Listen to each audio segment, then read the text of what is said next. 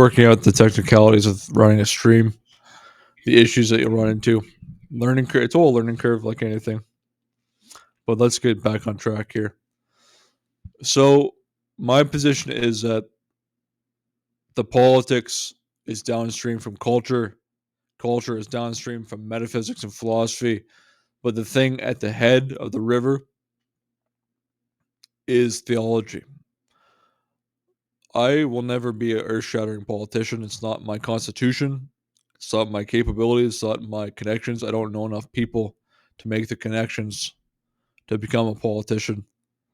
So, quite simply, I can only be a theologian with my constitution, with my attitudes, with my attention span, with my capabilities. But as a theologian, I think theologians today have the urgency to speak on political questions.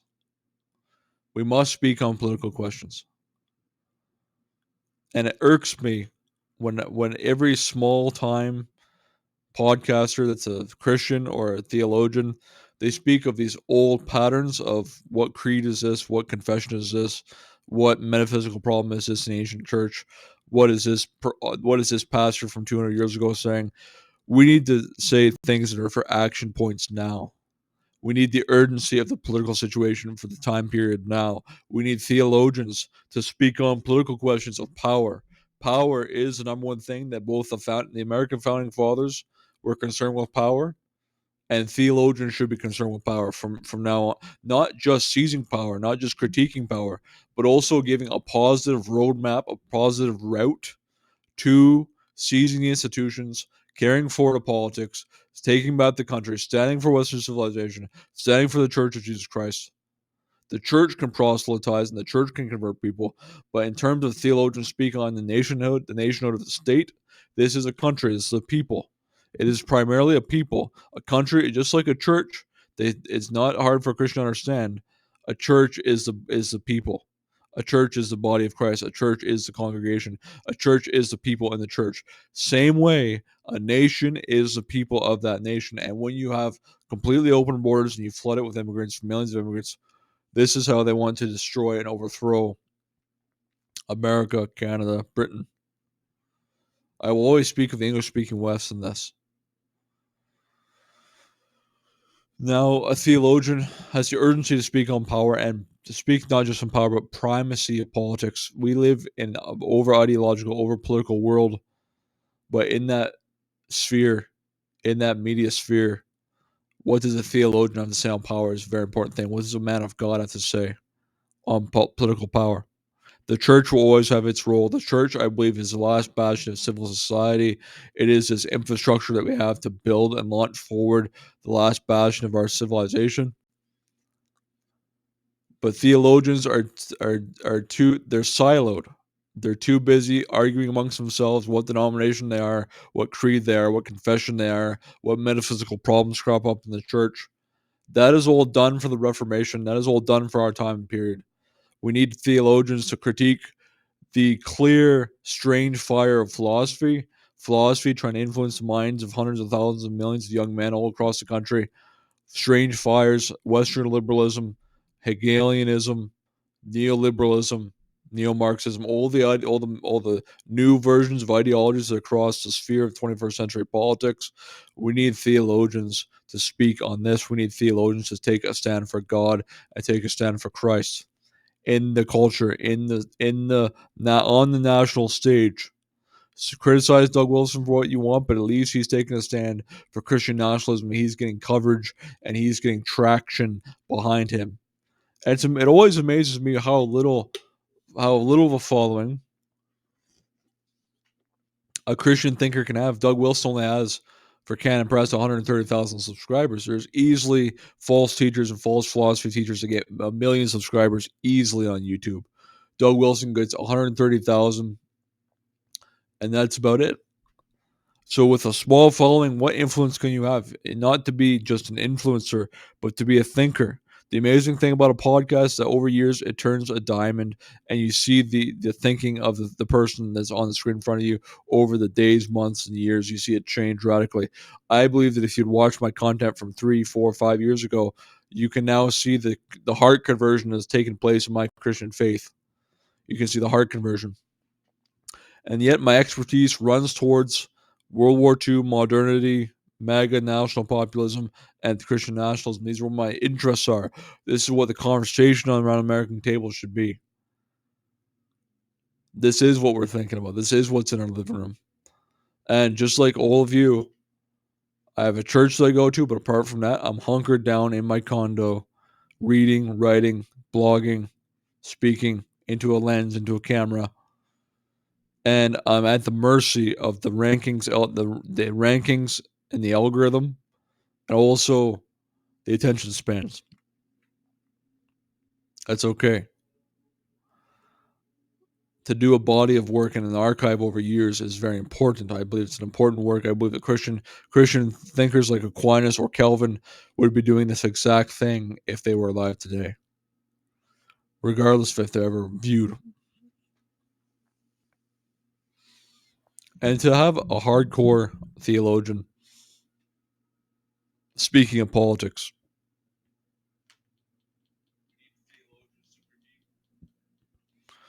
speaking of politics from the perspective of a theologian is so critical for today's time period. We need an analysis of the four forces that I mentioned in my description: late modernity, World War II, MAGA and national populism, and Christian nationalism. We need theologians to study the book of Revelation to speak on these four. They're all of political movements, social reformations, ideologies, and worldviews all moving through human society. We need theologians to speak on these things. We don't need to quibble about creeds from 500 years ago. We need to talk about politics, power politics, how we're going to seize back the institutions, how we're going to rescue the American family, how we're going to drive home MAGA, national populism. This is our task, our purpose. I've studied philosophy. I've studied the biggest, all from the baby boomer generation. And the thing about the baby boomers is that they grew in a time, they worked and matured in a time period where word processors on computers came out. And so their books are just a step above previous generation, a huge step, a quantum leap above other theologians of the past because they have a word processor. A computer doesn't make your writing more voluminous, but a computer deepens your writing and makes you have deep structures in thought. So that's why the baby boomer philosophers are so critical. Jordan Peterson, Slavoj Žižek, Alexander Dugin, Chris Langan. You study these four men, and I would say across the board, across professions, the baby boomers are the ones that have this solidified body of work that we as the millennials will have to lift and take with us. Well, the task of a theologian now is to speak on the political questions, is to say of the primacy of politics. We must have primacy in politics. We must solidify our position. This is no longer about the Reformation 500 years ago. This is no longer about Karl Barth in the 20th century. This is no longer about anything like that. We need to speak on the philosophers of our day, and we need to call it out for what it is, which is we're no longer heresy versus heresy, church versus church. We're now the remaining mature church against philosophers, against the culture, against the mainstream leftish intellectuals, Marxists, neo-Marxists, neoliberals, neocons. The theologians need to take a firm stance on these ideologies and take a firm stance in these fields. We have to seize back the institutions. We have to make it takes place in the ideal realm first, in the ideas, our thoughts, our world systems, our thought systems, and then we exude it out and we establish a line. For all the criticism I have of Doug Wilson on Israel, I think he's kind of shilling for Israel at this point in his career.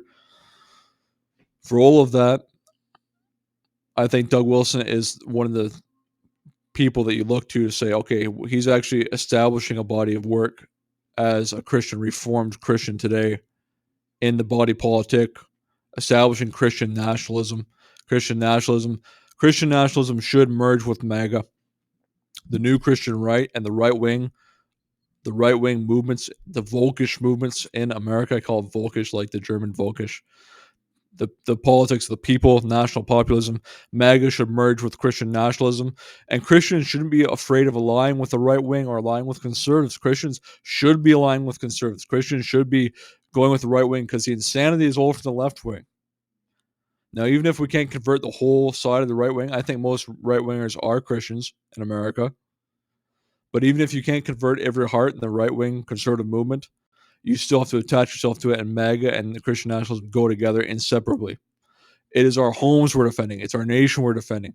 It's a politics of the people against the oligarchical state, the elites, whether it be the financiers, the tech bros, the tech billionaires, or the billionaire political power index. We are at a dire stage in our history, of our country, where we need clairvoyance. We need ideas to win the day. We need to be violent in our speech, not calling for violence, but violent in our speech, such that we can articulate the clear, definitive line that the broad middle of society can ally to. When you piss off the little old lady in Kansas, but then can the men articulate an idea for the population to latch onto for the next election? Who will be president next in the United States? Right? Theologians have an input to make for this. Every Christian man should be concerned with this, because every Christian man grows up into these three offices: prophet, priest, and king, just like Jesus Christ. Christian men are supposed to follow after Jesus Christ into prophet, priest, and king. And as mature Christian theologians, as mature Christian prophets, speaking the words of God, and then also ordering human society underneath of us. As you get older, you will order the ones younger than you underneath of you. You'll order them, you will enculturate them, you will bring them up, you will teach them, you will instruct them, you will teach them the sound doctrine. We as Christian men are supposed to do this. And we're supposed to get a roadmap. We're supposed to get a roadmap such that Christian men have a straight shot in the politics. Politics is prime in our civilization at this stage in our history. Whereas back during the Reformation time, maybe a common man couldn't have much effect on politics. There was kings, there was monarchies, and so all he could do is speak for the ecclesiastical structures of the church. This is different in our age. In our age of democracy and constitutional republic and mass movements and ideologies and Marxist ideologies, the Christians need to rally. They need to dedicate their theological mind, reading the scriptures, yes, but also operating in the world, knowing what the world is saying, and defending against the world and giving offense against the world. That's what we must be doing. It's clear. All these old men on YouTube, you see them from seminaries from back in the 80s, and they're old men now, and they don't have much to say on the culture other than, well, I think Calvin was on this point, and then this theologian was on this point, and then they said this 500 years ago. What about now? What about World War II? What about modernity? What about the late modern American Republic? What about our democracy? What about the movement of the Republican Party? What about national populism? You see what I'm saying? And we all know that God is going to look after us, but we have to take agencies. We are the agents of transformation for this world, for the politics. Men are what God, He uses them to design His world, to set up His world. He doesn't need them, but He uses them. So your idea is to be used by God. Be useful to God and be used by God. And yes, you have to read the scriptures. You also have to know history. You have to know something about what's transpired before you. So the Bible, Revelation is a key book we have to read for this time in our history. Not just all prophesying the end times, but learning what the dragon is, learning what the Antichrist dictators are, the beast, learning what the false prophet is, and learning what the harlot, the false church, the apostate church is. It's mostly Israel, and it's mostly the strange fire that the philosophers, pretty much all philosophers I know today in the 21st century are all Gnostics, are all evil Nicolaitans, power doctrines. And James B. Jordan calls it power religion. That's what the Bolsheviks were. That's what the left wing are. It's a power religion. So we must use the book of Revelation to analyze these forces, use the scriptures, You see.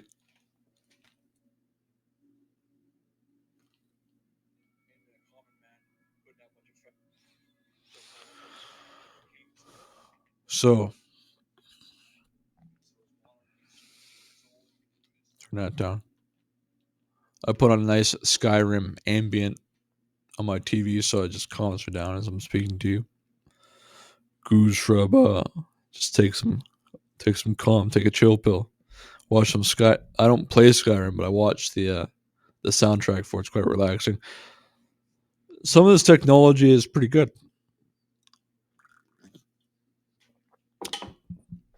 The podcast is meant to. I'm trying to solidify a theology of dominion. There's men that came before us in America that understood this and saw this clearly. I used to follow Charlton Heston. I loved Charlton Heston as a boy growing up, and reading his book. I actually have a book of his signed by Charlton Heston. It's actually his real signature in my book, "The Courage to Be Free." I think it's called "The Courage to Be Free." It's called something like that. But he saw the cultural war coming, but we are now past the point of no return. Whereas before in the 90s, like in the early 2000s, they could speak of a cultural war on the horizon. We are now full blown in strife and fire for fire. We must make sure that we are not converted of the heart to do darkness in our heart. We will be judged on what we say. And so we have to trust in the Lord. By trusting in the Lord, now it's time to get to work.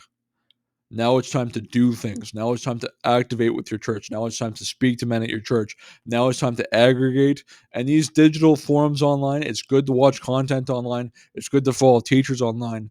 But you must have a forum for a real life church. These digital forums, they get erased in a moment. They're sandcastles. There's no loyalty amongst it. It's good to follow. I've followed Steve Bannon for years. I've followed different thinkers online for years. Steve Bannon. I studied Chris Langan. I studied Jordan Peterson, Slavoj Žižek, Alexander Dugin. These big philosophers. Now going to the Christian side, I've still the one leader that I still follow mostly is Doug Wilson, although I have massive differences with him on Israel. I think that you have to have real life connection and then just use this as a writing medium. And what can be said? Remembrance Day is coming up. Get your poppy on. If you're in Canada here. It's a gold plated metallic poppy. A little bit more money, but it lasts forever. Should last forever. The problem is we have goblins in our country that vote for the liberals, that vote for the communists, that vote for socialism. And we don't have a clear, definitive, distinct line of covenantal theology to fight against the dark. That's why the key book that I'll show you for some future episodes is that it's called "That You May Prosper" by Ray R. Sutton, and it's about the covenantal structure of man in relationship to God, what man is supposed to do underneath of God. We have a duty, we have a task, we have a purpose. We must have a distinctive line. We must exude the theology. We must internalize it in our mind and then exude it. Now, I don't believe in the powers of men, but I believe God uses men, and He will only be useful to God if you work solidly, you work hard. Read, discipline your mind, discipline yourself, have connection, have private networks at church. These are how you build authority, build power levels. Authority flees those who do not take responsibility, as Doug Wilson says. Now, to take on responsibility, you have to be a reader. You have to read books. You have to read the scriptures. You have to socialize. You have to be, as Sam Hyde says, you have to be likable. With other men, you have to get along with other men. I mean, in the core of the brethren at your church, the core of the masculine order at your church, you have to fit somewhere in there, and you have to get along. You have to have a sense of humor. If you're kind of wimpy and you don't have a sense of humor, it's not going to work out well. You're not going to be useful in a formation of your fighting men at church.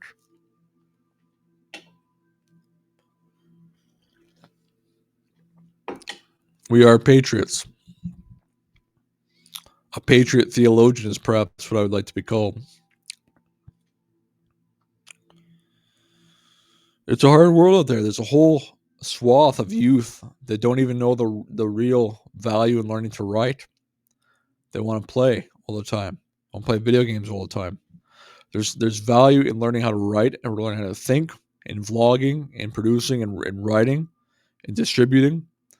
You must develop the sharp lines of thought of theology in your mind to map onto the political scene in this country. Christians for too long want to avoid politics. They want to stray away from it. They don't want to seem controversial. They want to seem like they're getting along with everything. That there's a sense in which you welcome the world into the church, but you don't have to welcome the world into your country. There is no time to assimilate the thousands and thousands and millions of immigrants. It's clear, and it's a clear policy of depopulation and a clear policy of replacement for Europeans in this country. That's why you have to seal the border but the problem's not going to be solved if we just deport and seal the border, because the problem can be recreated. The only way that the immigration problem is going to be solved is if the culprits in the state houses, in the deep state, in the billionaire political power index, the billionaire activists, the donors, George Soros, and the like, those of his ilk.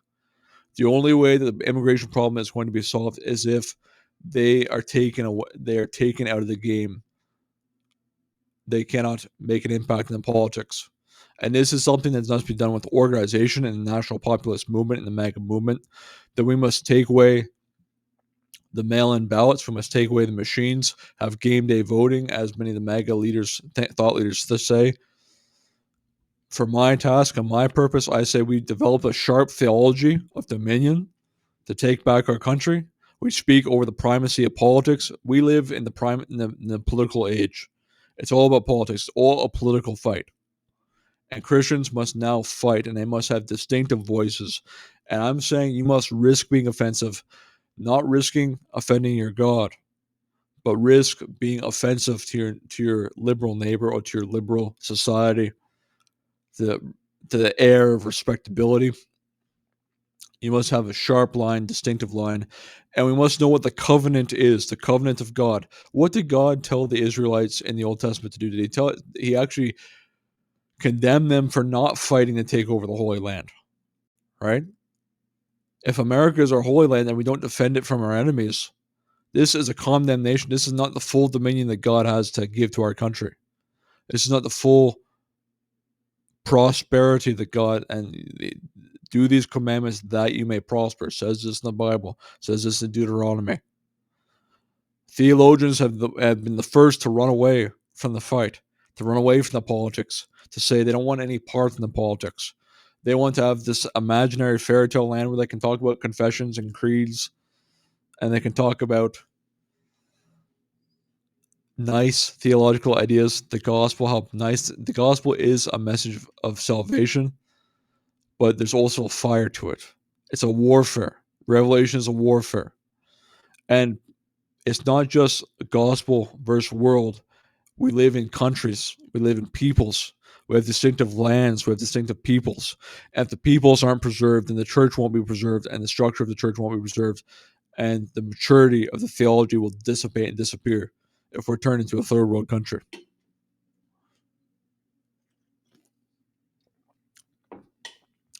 I've noticed that the theologians in the past that I admired that took a sharp stance against Israel, that took a hard line against Israel and said, you know what, in the first century, the apostate church was Israel. The apostate church was Israel, and now we need to recognize that, and we need to recognize that in our own day too, that Israel is the apostate church. They're still pushing the Kabbalism. They're still pushing the Talmud. They hate the church. They want to eradicate the church. They're trying every means, and the way they see to destroying the church is to destroy America and Canada and Britain and the West, the European West, English-speaking West. It's going to be clear. The gospel will have its effect, But we must preserve our country in the meantime, and theologians must speak up for this, and that's where I feel my task and purpose is to come into. If you stick around to listen to me and listen to my podcast and listen to these episodes that I'll have going out to the future, it's coming to be wintertime in North America, so there'll be much more time spent indoors at night. I do recommend that you stay tuned because all these books, you can't see it, maybe you can't see it, the orange books on this third shelf behind me here. This is a history shelf. There's a history shelf below there. World War II, studying World War II, the Titanic conflict on the Eastern Front between Germans and Russians. Also studying, this is a 21st century metaphysic, all the biggest philosophers of the 21st century, and Hegel and Kant. Not studying them I used to love studying them, but studying them in order to know the Antichrist source that goes about in our country on the mainstream philosophy. And then the top is premier theology. Over here is the Puritans. Over here is the Church Fathers. This is the Karl Barth, Carl Jung. To be a man of culture, to know the realm of ideas, even if it's Gnostic ideas, even if it's atheistic ideas, to understand them inside and out, as you're meant to as a theologian. You're meant to contend with the world. You're meant to fight the world. As a theologian, you're meant to fight the world and fight the false doctrines of the world. You think that Paul didn't know what the Nicolaitans and the Judaizers and the Gnostics were like? He knew their theology inside now. He knew their thought system inside now, right? So a theologian should know the world and should have a general knowledge of the world to operate in the world, to fight the doctrines where they stand and fight them. If they're flying at 30,000 feet in the air, we have to meet them there. If they're fighting in the trenches, we have to meet them there. If they're fighting in the middle field, we have to meet them there. So with this, I'll leave you my peace. I give you in Jesus' name. God bless. Amen. Take care. Bye-bye.